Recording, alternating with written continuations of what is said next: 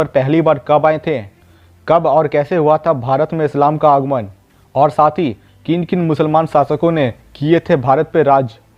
तो दोस्तों, अगर आप भी इन सभी सवालों का जवाब जानना चाहते हैं और साथ ही आप इतिहास की सच्चाई का भी सामना करना चाहते हैं तो इस वाले वीडियो को अंत तक पूरा देखिए। हम में से ज़्यादातर लोग तो यही जानते हैं साल 1192 ईस्वी जब मोहम्मद गौरी ने पृथ्वीराज चौहान को हराया था, उसके बाद भारत में मुसलमानों की आने की शुरुआत हुई थी। पर आपको ये बता दें कि ये जानकारी तो है, मतलब ये जानकारी सही तो है, पर साथ ही ये अधूरी भी है। तो आप अपनी इस अधूरी सी जानकारी को पूरी जानकारी में बदलने के लिए इस वीडियो को देखते रहिए। तो आपकी जानकारी के लिए हम आपको ये बता दें कि ये कहना गलत होगा कि सिर्फ अंग्रेज़ों ने ही भारत को लूटा है। अगर आप इतिहास के पन्नों को पलटोगे और आप बीते कल में जाओगे तो आपको ये पता चलेगा कि मुसलमानों ने किस कदर भारत को लूटा। भारत के इतिहास को प्रमुख 3 हिस्सों में बांटा गया है। पहला है प्राचीन काल का भारत, दूसरा है मध्यकालीन भारत और तीसरा है आधुनिक काल, या जिसको आधुनिक काल का भारत आप कहोगे। अगर आप भारत के इन तीनों समय को देखोगे तो आपको ये पता चलेगा कि प्राचीन काल को छोड़कर बाकी जो 2 काल है, यानी कि मध्यकालीन भारत और आधुनिक कालीन भारत, ये दोनों भारत में मुसलमानों का जिक्र और मुसलमानों का दबदबा रहा है। तो मुसलमानों का भारत में आना और इस्लाम का भारत में पनपने की शुरुआत साल 711 ईस्वी में हुई थी। और इसी साल की बात है, यानी कि साल 711 ईस्वी में ही मुसलमानों ने यूरोपियन देश स्पेन में भी दाखिल किया था। तो मुसलमानों का भारत में किस वजह से आगमन हुआ था, इसको लेकर कई सारे इतिहासकारों ने अलग अलग जानकारियां दी है, जिसमें से प्रमुख जानकारी तो ये है साल 711 ईस्वी में सिंध के कुछ ताकतवर और खूंखार लुटेरों ने बगदाद के मुसलमान जहाज को बंधक बना लिया था, जिसमें गैर कानूनी तरीके से दर्जन भर बगदाद के सिपाही सिंध नदी का पानी ले जा रहे थे। लुटेरों ने सिपाहियों को बंधक इसलिए बनाया था क्योंकि वह लोग पानी ले जाने के बदले किसी भी तरह का फिरौती नहीं दिया करते थे। तो आपके मन में अब ये सवाल आया होगा कि यार ये लोग बगदाद से इतनी दूर पानी लेने क्यों आया करते थे। तो आपके इस सवाल का जवाब मैं आपको दे देता हूँ। दरअसल पहले मुसलमान सिर्फ और सिर्फ मिडिल ईस्ट सेंट्रल एशिया में ही रहते थे, यानी कि बगदाद और अरब के देशों के आसपास। और जैसा कि आप जानते हो कि इस जगह के ज़्यादातर हिस्से में सुनसान, वीराना और रेगिस्तान के कारण यहाँ पर पानी का नामो निशान नहीं था दूर दूर तक। और यही वो वजह है कि ये लोग पानी लेने इतनी दूर आया करते थे। आपको बता दें कि जिन सिपाहियों को समुद्री लुटेरों ने बंधक बनाया था और साथ ही बगदाद के पानी वाले जहाज को जिस जगह पर रखा गया था वो जगह सिंध में आती थी। और जब बगदाद के बादशाह और सिंध के राजा के बीच सारे राजनीतिक और कूटनीतिक प्रयास असफल हो गए, तब सिपाहियों को छुड़वाने के लिए हजाज बिन यूसुफ, जो कि उस समय के बगदाद के बादशाह हुआ करते थे, उन्होंने महज 17 साल के कम उम्र वाले सेनापति बिन कासिम को एक छोटी सी सेना के साथ सिंध के राजा दाहिर से युद्ध करने के लिए भेजा था। और यही वो समय था जब मुसलमान भारत में पहली बार आए थे।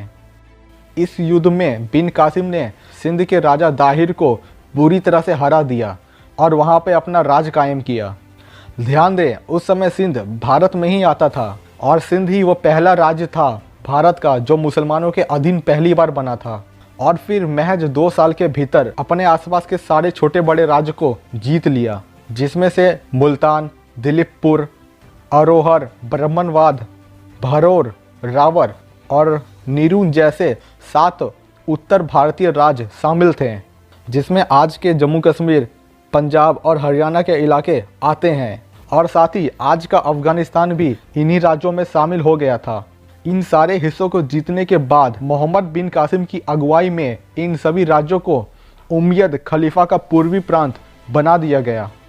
तो ये तो खैर भारत के उत्तर पश्चिमी हिस्से की बात हो रही थी, जो कि साल 711 ईस्वी से लेकर साल 1192 ईस्वी तक मुसलमान सिर्फ भारत के उत्तर पश्चिमी हिस्से में ही राज किया करते थे।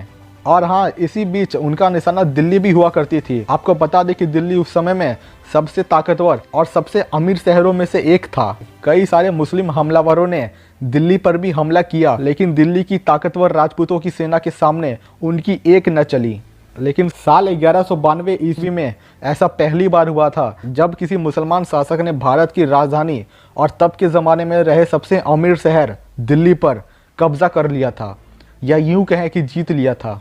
जी हाँ, आपने सही सोचा, हम यहाँ बात कर रहे हैं मोहम्मद गौरी की। लेकिन उसके लिए भी दिल्ली को जीतना इतना आसान नहीं था। मोहम्मद गौरी ने दिल्ली पर 17 बार हमला किए थे और 17 के 17 बार पृथ्वीराज चौहान ने उसके गिड़गिड़ा के माफ़ी मांगने के कारण उसे छोड़ दिया करते थे। ध्यान दीजिए, 17 बार उसने हमला किया और 17 बार पृथ्वीराज चौहान जी ने उन्हें माफ़ कर दिया। पर 18वीं बार ऐसा नहीं हुआ, क्योंकि 18वीं बार राजपूतों के ही एक राजा जयचंद ने पृथ्वीराज चौहान को धूल चटाने के लिए और महज अपनी एक आपसी दुश्मनी के कारण उन्होंने मोहम्मद गौरी की इस युद्ध में मदद की, 18वीं युद्ध में, और इसमें पृथ्वीराज चौहान को हार का सामना करना पड़ा। युद्ध जीतने के बाद उसने दिल्ली को हर तरीके से लूटना शुरू कर दिया। कई सारे मंदिरों को तोड़कर खजाने को लूटा, ज़मीन के अंदर धंसे खजाने को भी उसने नहीं छोड़ा। कई सारे खजाने लूटने के बाद जब मोहम्मद गौरी का मन भर गया तो उसने दिल्ली और अपने जीते हुए बाकी सारे राज्यों की जिम्मेदारी अपने सबसे वफादार गुलाम कुतुबुद्दीन ऐबक को सौंप दिया और वह खुद गजनी वापस लौट गया। और उसी के साथ भारत में अब गुलाम वंश की शुरुआत हुई थी। सन 1206 से लेकर 1290 तक दिल्ली सल्तनत पे जिन तुर्क शासकों द्वारा राज किया जाता था उसे गुलाम वंश कहते हैं। गुलाम वंश का शासन लगभग 84 सालों का था और इसके शासन में भी खूब सारी लूटमार हुई और खूब सारा पैसा, या यूँ कह लीजिए कि उस ज़माने के सोने और अशरफियाँ मोहम्मद गौरी और मोहम्मद गौरी के ख़ानदान के पास जाता था, यानी कि गजनी जाता था। गुलाम वंश के बाद दिल्ली पर खिलजी वंश के शासन की शुरुआत हुई। इस वंश का शासनकाल 1290 से लेकर 1320 तक था और खिलजियों ने भी काफ़ी लूटमार मचाया था। आपको याद ही होगा अलाउद्दीन खिलजी, जिनका रोल रणवीर सिंह ने किया था, मतलब वो मूवी तो याद ही होगी आपको। असल के जो अलाउद्दीन खिलजी थे उनके जो वफादार गुलाम था जिसका नाम था गफूर, तो गफूर को जब दक्षिणी भारत में कूच करने को यानी कि हमला करने गया था वो, तो वहाँ पे वो 3 साल तक लगातार आसपास के छोटे बड़े राज्यों को लूटता रहा। और जब वो 3 साल के बाद जब वो वापस दिल्ली पहुंचा, यानी कि अलाउद्दीन खिलजी के पास वापस आया, तो आपको बता दूं कि लगभग 300 से लेकर 350 ऐसे बक्से थे जिनके भीतर कई सारे सोने की अशरफियाँ मौजूद थी।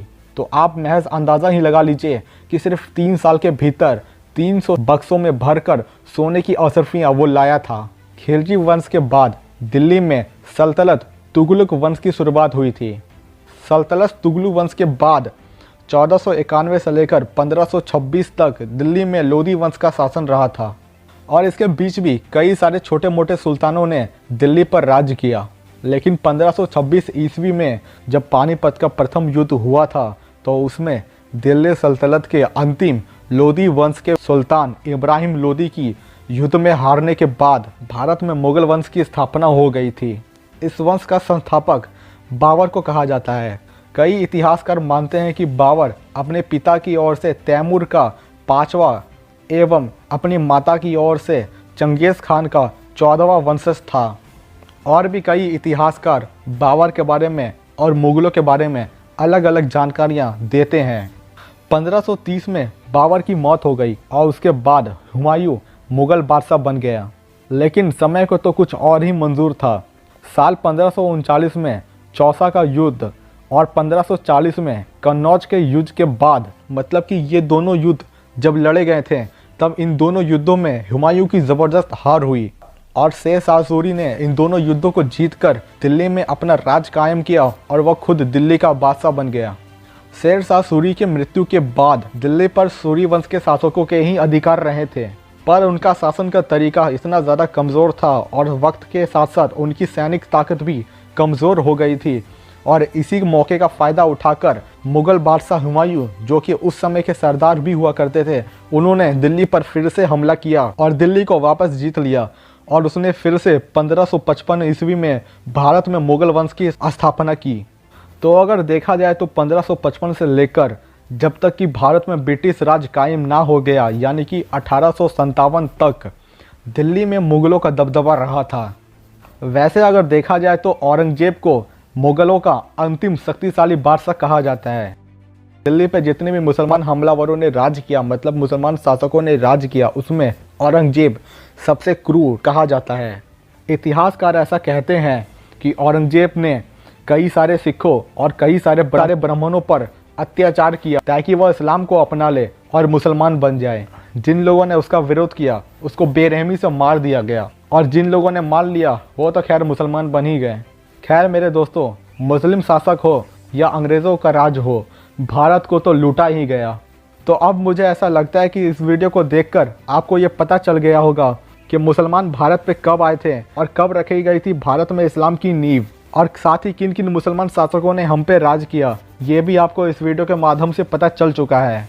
तो अगर आपको मेरा ये काम पसंद आता है, मतलब कि ये वीडियो आपको पसंद आई है, तो वीडियो को ज़रूर लाइक कीजिए और हाँ, चैनल को सब्सक्राइब ज़रूर कीजिएगा। नोटिफिकेशन वाले बेल को ऑन कर ऑल नोटिफिकेशन पे सेट कर दीजिए, ताकि इसी तरह के हैरत अंगेज और दिलचस्प वीडियो जब भी मैं अपलोड करूँ तो आप तक पहुँच जाए।